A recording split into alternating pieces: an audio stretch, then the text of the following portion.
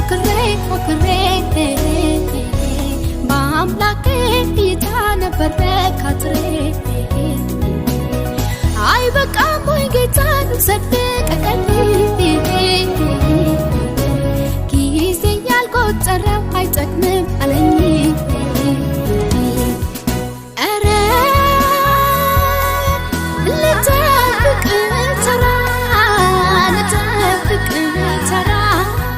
ልጠብቅ ተራ እስጨርሰው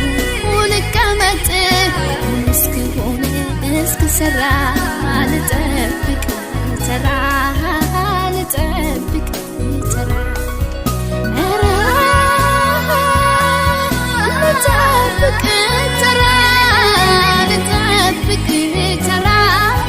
ልጠብቅ